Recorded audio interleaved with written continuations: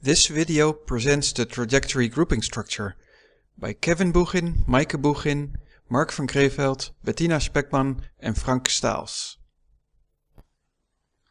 A large number of animal species show grouping behavior.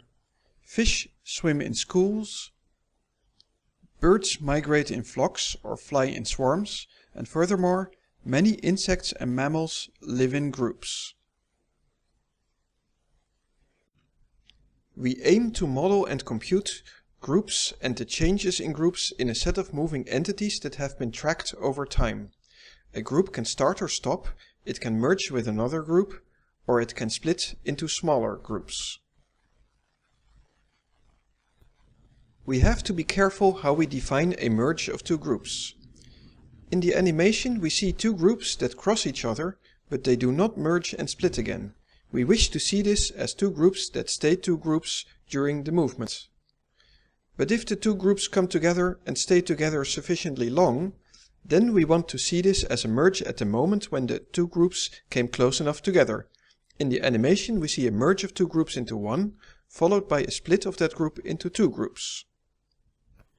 To define what a group is, we need three parameters.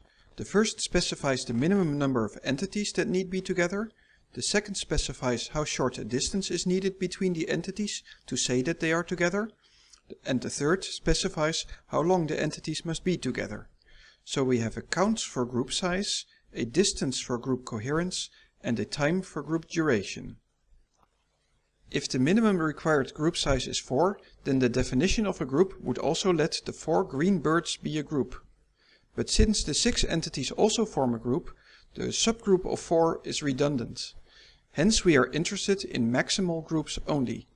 Note that the group can be maximal in the entities or in the duration. We have used our definition of a group in an implementation and tested it on simulated entities whose movement is modeled with a variation of the NetLogo flocking model. Groups of at least 10 entities are shown by colored links and a trace of their paths. The color of the links shows how many entities are in a group, and the color of the traces shows how long they are together. Now that we have defined groups, we want to define the grouping structure. In the animation we see that two groups merge into one, while a purple entity moves alone. The blue entity breaks out of the big group and joins the purple entity, while the big group splits further into two subgroups of size 2 each. We observe that the structure of the grouping changes at events, while in between events there is movement but no change in the grouping structure. To define the trajectory grouping structure, we use a graph that represents the changes in the entities that are close together. The nodes of the graph correspond to the events and the edges correspond to subsets of entities that are together. This graph is known as the Reeb graph in mathematical topology, and it can be computed with a sweep through time while maintaining connected components. We can annotate the edges of the Reeb graph with the corresponding entities. The figure shows the Reeb graph when the minimum group size is 1 and the minimum duration is 0. The Reeb graph can have up to order of n squared times tau nodes when there are n entities, each with tau vertices in their trajectory. The number of maximal groups is of the order of n cubes times tau, and both bounds are tight in the worst case. From the Reeb graph and the entities associated with the edges, we can compute the maximal groups with another sweep through time.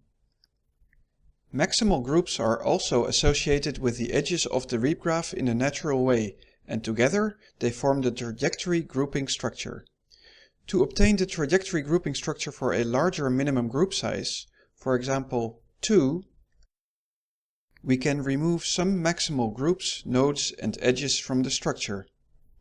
We see for instance that the joining of the blue and purple entities becomes a group creation instead of a merge of two single entity groups. Similarly, if we increase the minimum required duration of a group, we lose more maximal groups, nodes and edges in the trajectory grouping structure.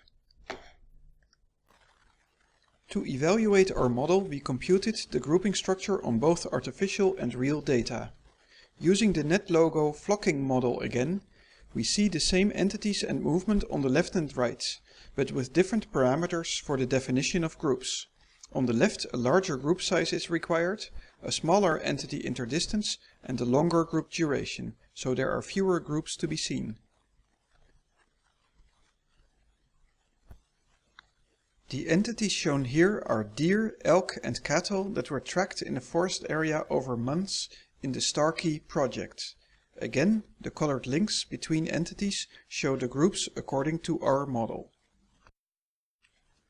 The trajectory grouping structure is a simple model that captures group evolvement in a fundamental, abstract manner. This allows us to prove various properties and develop efficient algorithms for the computation of the grouping structure.